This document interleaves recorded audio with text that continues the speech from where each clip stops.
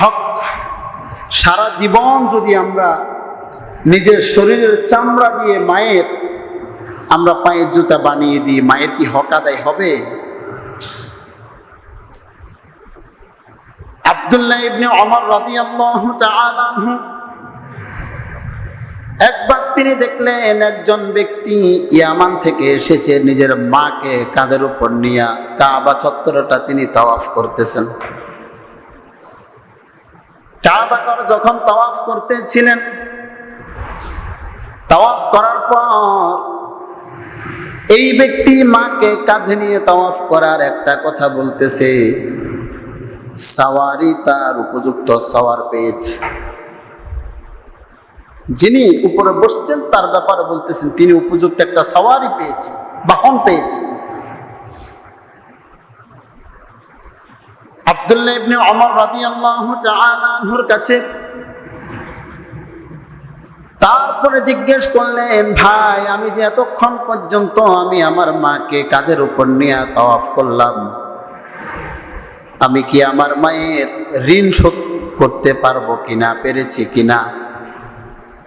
আব্দুল্লাহ ইবনে ওমর রাদিয়াল্লাহু তাআলা আনহু বর্ণনা করেন, শোনো,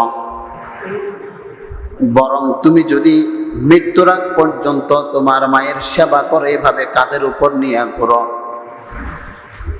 তোমাকে ভূমিষ্ঠ করার সময় তোমার মা যে একটা নিঃশ্বাস ফেলেছে, জোরে নিঃশ্বাস ফেলেছে, সেই নিঃশ্বাসের প্রতিদান আমি তুমি কখনো দিতে পারবো না।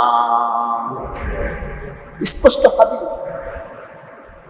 আজকে আমরা কাদের সাথে কিভাবে কথা বলি? সারা জীবন যদি আমরা নিজের শরীরের চামড়া খুলে তাদের পায়ে জুতা বানিয়ে দিই, তারপরও যখন তারা আমাদেরকে জন্ম দেওয়ার সময় জোরে নিঃশ্বাস ফেলেছে, এই নিঃশ্বাসের প্রতিদান চিন্তা করেছেন কেমন কষ্ট হয়? তাহলে এরকম কষ্ট হয় 10 মাস 10 দিন পর্যন্ত তো কষ্ট করেছেন, শুধু তা না, বরং যখন সন্তান জন্ম দেওয়ার সময় ঘনিয়ে আসে, ওই সময় ছাবিগুলাকে স্বামীর কাছে আর শ্বশুর শাশুড়ির কাছে বুঝিয়ে দেই। সারা জীবনভর যদি শ্বশুর শাশুড়ির সাথে ঝগড়াও থাকে, ওই সময়টা তাদের কাছে গিয়ে মাফ চেয়ে নেই, স্বামীকে ডেকে বলে, প্রাণের স্বামী আমার, এতদিন পর্যন্ত একই সাথে ছিলাম, ঘর থাকলো, সংসার থাকলো, সব কিছু থাকলো, ধরেন চাবিগুলো বুঝে নিয়ে যান, হয়তোবা এবারের পরে আমি আর বেঁচে নাও ফিরতে পারি। কথা বলেন ঠিক কি না? এবারের পর হয়তো আমি আর বেঁচে আসবো না।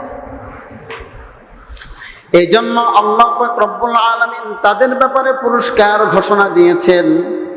তিনি বলেন, হাদিসের মধ্যে আসছে, আল্লাহ পাক বলেন, কোন মা যখন সন্তান জন্ম দেওয়ার সময় সেই মা যদি মৃত্যুবরণ করে, আল্লাহ পাক রব্বুল আলামিন তাকে শাহাদাতের মৃত্যু দান করবেন। জোরে বলেন সুবহানাল্লাহ। কোন মা যদি সন্তান জন্ম দেওয়ার সময় বেঁচে ফিরে আসে, আল্লাহ পাক রব্বুল আলামিন তাকে একজন গাজীর সওয়াব দান করবেন। তাহলে আল্লাহ পাক রব্বুল আলামিন নিজেই কোরআনুল কারীমের মধ্যে বলেছেন, ওয়াসাইনাল ইনসানা বিওয়ালিদাইহি হামালাতুহু উম্মুহু কুরহা ওয়া ওয়াদাআতুহু কুরহা।